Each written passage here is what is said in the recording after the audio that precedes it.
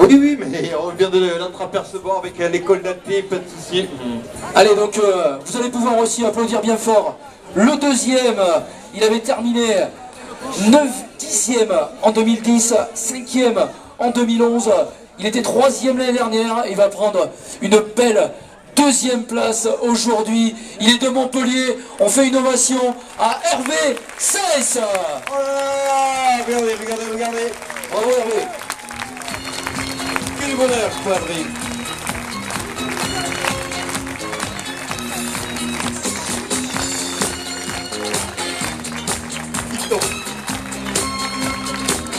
Voilà, donc eh bien, ses premiers mots, vous savez ce qu'il vient de dire? Hors micro, il vient de dire je suis tombé sur plus fort que moi. Voilà, donc on applaudit bien fort Hervé Seyss, 10e, 5e, 3e, 2e. La question, tu vas revenir un jour pour gagner. Alors figure-toi que ça fait 2-3 ans que je me suis rendu compte que chaque année, le rang à la course était égal au rang à la course de l'année d'avant, divisé par 2 arrondi à l'unité supérieure. Donc 10 divisé par 2, 5. 5 divisé par 2, 2,5 arrondi à l'unité supérieure, 3. Divisé par 2, 1,5 arrondi à l'unité supérieure, 2 aujourd'hui. La bonne nouvelle, c'est que l'an prochain, 2 divisé par 2, a priori ça fait 1. Et en plus, la bonne nouvelle, c'est que la suite est censée converger parce que 1 divisé par 2 arrondi à l'unité supérieure, ça fait 1 à chaque fois. Donc normalement, je suis censé, enfin si la règle est respectée chaque année qui suit, il reste à voir si c'est vrai. Vous avez suivi le public, hein? Parce que je crois que Hervé est chercheur. Hein. Oui, ça c'est vu. Non, on n'a pas vu, on a écouté. Raconte-nous ton épreuve. Alors, ouais, alors je sais pas tellement ce qui s'est passé, j'ai dû un peu trop desserrer ma godasse gauche, là, alors, ouais, les enfants, regardez pas, c'est, enfin, âme sensible s'abstenir, enfin, j'ai une chaussure remplie de sang, quoi, ça déborde de partout. J'ai commencé à avoir une ampoule au 30e kilomètre, et j'avais pas envie de m'arrêter, hein, alors que j'ai continué 70 km avec ça, et à la fin, ça plissait, enfin, c'était un peu cracra. Et donc, sur la fin, en fait, je sentais plus la douleur, mais du 30e jusqu'au, je sais pas, 60-70e, je sentais à chaque pas et c'était pas super agréable. Je sais pas ce qui s'est passé parce que c'est des godasses que j'ai quand même déjà beaucoup utilisé. J'ai pas dû assez les serrer, l'histoire, l'erreur de débutant. Oh, tu verras avec Mizuno, donc peut-être que ça devrait le faire. Pardon? Tu verras avec Mizuno, ça devrait le faire. Et sinon, ce qui concerne le déroulement de la course, comme on en a un petit peu parlé hier avant le repas. C'est vrai que cette année j'étais un petit peu dans les favoris, bon un peu par la force des choses étant donné que Michael et David qui m'avaient battu tous les deux l'an dernier n'étaient pas là cette année et donc c'était un peu la première fois que j'arrivais sur une course avec une certaine manière la pancarte, enfin pas de favori unique mais enfin j'étais un des favoris et ça m'a beaucoup fait réfléchir cet été et c'était la première fois que je me retrouvais dans cette situation et on a sa fierté. J'avais pas envie d'être le vainqueur par défaut. Et je voulais pas me dire que j'ai gagné parce que Michael et David n'étaient pas là.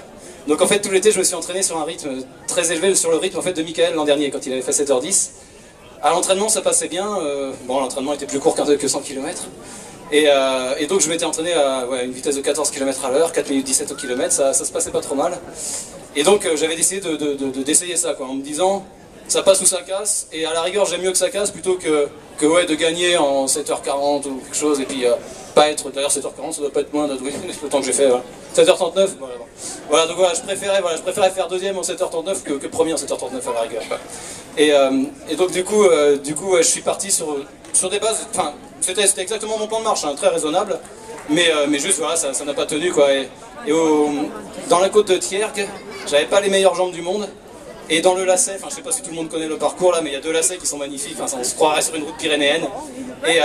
Et donc là aussi on a de la visibilité derrière, puisque quand on passe sur le lacet, on voit tout de suite ce qu'il y a en dessous. Et ce qu'il y a en dessous c'était Ludovic Dilmy avec ses suiveurs à vélo. Et donc du coup j'ai compris que ça allait être vraiment difficile. Et il m'a rattrapé au 65e kilomètre en haut de la côte qui plongeait vers Saint-Afrique. Ah oui, alors bah tiens, oui, il faut que je remercie plein de monde, donc mes accompagnateurs à vélo. Bon, on les a fait venir les suiveurs. Hein. Voilà. Sophie, et alors où sont alors Martine, Jean-Christophe et Estelle et Patrick? Venez là, les staffs qui l'a accompagné, bien sûr. Parce qu'on avait une organisation, je vous raconte pas, si je vous raconte. Qui tu vas le raconter? Vous souvenez, je suis un peu bavard. Donc le premier marathon Donc c'était Sophie. Alors voilà, cette année je vais quand même pas complètement monopoliser le micro, je vais aussi un petit peu leur passer. Donc Sophie, c'était le premier étage de la fusée, c'était elle qui m'accompagnait sur tout le premier marathon, avec pour mission justement de contrôler que j'étais bien dans les allures pour me lancer vraiment sur le rythme que j'avais prévu. Ah merci. Et ensuite, donc à la fin du marathon, je retrouvais Martine. Alors je la retrouvais à ce moment-là, mais je la retrouve plus. Si, voilà, elle est là. Tu viens, Martine? Ah, elle fait pas ta timide. Donc Martine qui va arriver là. Et donc, allez Martine.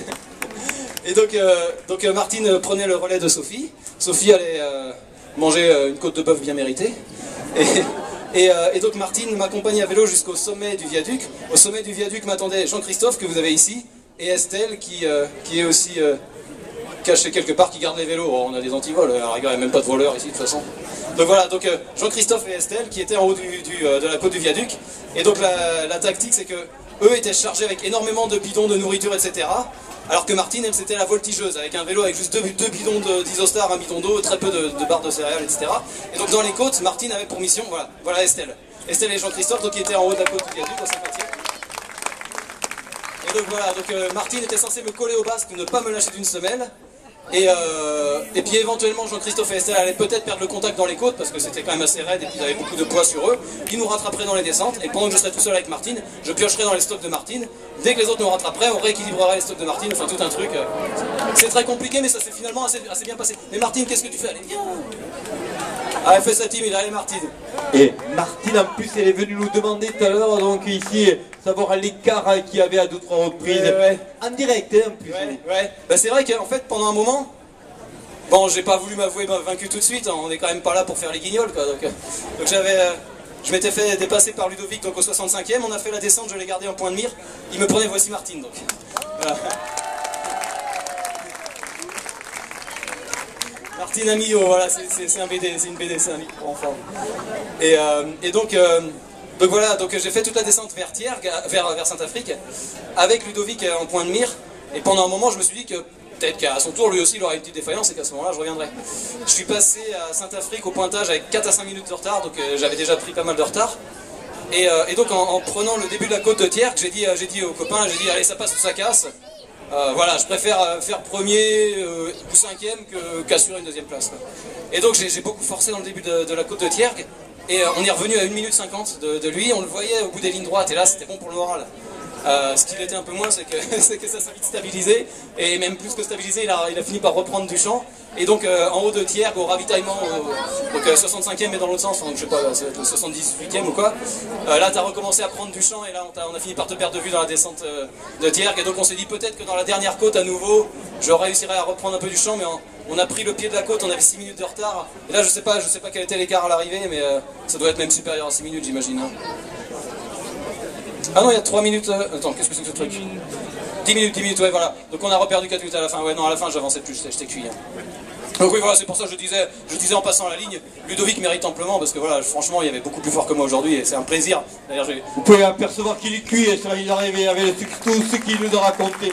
C'est magique, c'est les 100 km, c'est Hervé, c'est Ludovic. Vous pouvez applaudir encore plus fort, parce que une humilité de ces garçons, comme on est, c'est le Philippe. Oui, tout à fait, c'est de très beaux vainqueurs. Et là, je suis en train de faire un SMS à l'ancien vainqueur Jean-François Banque. Jean-François Banque, d'abord, j'avais promis pour lui donner les résultats.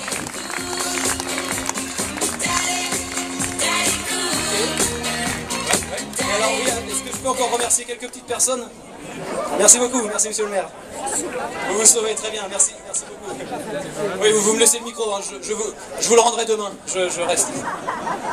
J'ai pas fait de bisous. Bon, Philippe, on s'en va. Ah bah oui, un bisou, voilà. Ah oui, les bisous. Bon, ouais, c'est normal. Les Montpelliérains ici avec nous, avec les maillots de temps en course qu'on remercie en tant que partenaire. Martine, allez. Encore un... Oui, voilà, alors donc j'ai évidemment quelques personnes à remercier. Donc bon, bah, j'ai parlé de mes accompagnateurs, Estelle qui a à nouveau disparu, Patrick, un copain qui est, alors c'est marrant, c'est un gars du coin que je connaissais pas du tout, et en fait que je retrouvais chaque année sur la course, et donc chaque année, en fait il nous accompagne à vélo, là c'est un gars pareil qui est timide, qui doit se planquer quelque part, mais c'est marrant.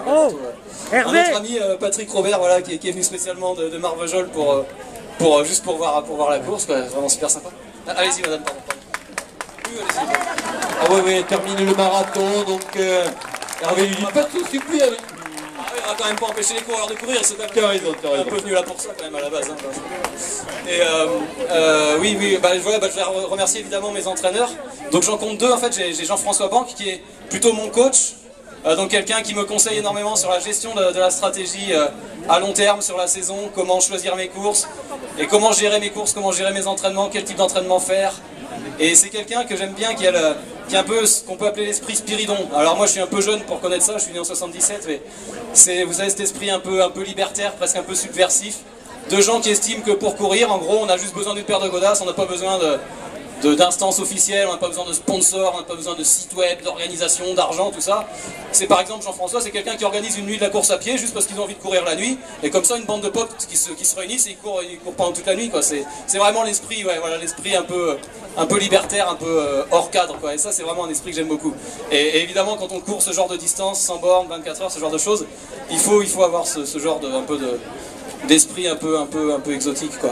Et sinon Sylvie Fourdrinier, mon entraîneuse au MAM, mon club à Montpellier, qui est elle plus en charge de la partie vraiment rigoureuse, elle, dans mon club qui est affilié à la fédération. Et finalement c'est aussi un aspect que j'aime bien dans le sport, cet aspect très rigoureux. Bon voilà, on le disait tout à l'heure, je suis scientifique, j'aime bien voilà, mesurer ce que je fais, j'ai des exercices à faire, tac tac, des 400 mètres, des 200 mètres, en tel temps, etc.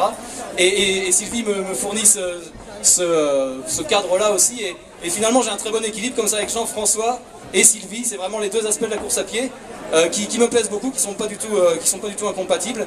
Et évidemment ce sont des gens à qui je dois beaucoup, qui m'ont fait arriver là où j'en suis, parce qu'effectivement on le disait tout à l'heure, j'ai commencé à Millau, c'était mon premier 100 bornes, j'ai fait 10e en 8h25, et là je suis en 7h40 quoi, donc, et deuxième.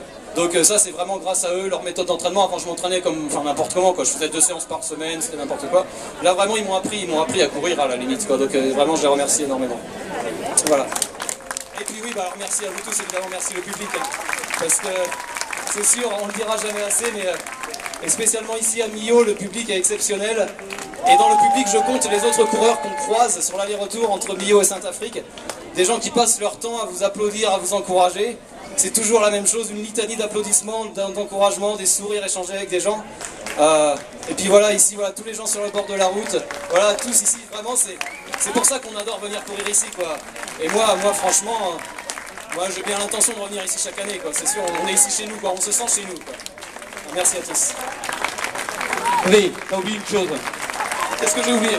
J'ai certainement oublié quelque chose. Ouais. Je sais pas où est le suivant dans la course, mais... Non, je plaisante. Quand on est chercheur au CNRS, on n'oublie pas également famille, des frères, des sœurs, papa, maman, non ouais. Alors bon, moi j'ai pas de famille à moi, quoi, mais j'ai une sœur qui s'en occupe, elle a 3 enfants, elle attend le 4e, donc donc c'est des petits qui sont adorables, Lilou, Titouan et Léa, et là j'ai passé la fin de mes vacances chez mes parents, en vacances dans le Maine-et-Loire, à m'entraîner là-haut. J'ai passé quelques jours chez eux, là chez ma sœur en Mayenne, et du coup c'est marrant de leur expliquer ce que c'est que la course à pied. Donc l'aînée, Lilou, elle a 10 ans, la plus petite, Léa, elle a 5 ans, et puis Titouan a 8 ans. Donc ils aiment bien, ils posent des questions, ils s'intéressent, tout ça. Titouan s'amuse à me dire qu'il a couru 23 minutes parce que son précédent record c'était 22, etc. Et oui, c'est vrai que c'est des gens que... Enfin, c'est ma famille, évidemment, je vais pas être très objectif sur eux. Là, par exemple, on avait mis en place tout un système, donc j'avais Sophie qui faisait relations publiques, qui envoyait les nouvelles à chaque fois, donc tant que j'étais en tête, elle les appelait. Bon, quand je suis passé en 2e position, elle les a appelés aussi. Enfin, elle appelait mes parents qui après redistribuaient l'information. Et donc mes neveux et nièces m'ont transmis des encouragements, vas-y tonton et tout. Et oui, effectivement, ça fait plaisir de savoir que quand vous êtes en train de courir ici en Aveyron, vous avez votre famille là-haut dans le Maine-et-Loire et en Mayenne qui pense à vous et qui court un petit peu avec vous, quoi. Vous pouvez l'applaudir parce que c'est un grand, tout simplement. Hein. Il vient de faire 13 minutes. Hein. On avait calé Philippe qu'il arrive à 15 minutes pour attendre le 3e avec vous pouvez le rajouter à mon chrono. En épreuve combinée, vous savez, comme duathlon, course à pied plus parlotte. Quelle gentillesse d'apprécier le public. Hein. Allez, on applaudit bien fort Ressaïs, le Montpellierin. Merci Hervé. Originaire du Maine-et-Loire, comme on vient de l'apprendre. Bonne récup. Donc bravo Hervé. Et un garçon qu'on reverra. Hein, il nous l'a dit.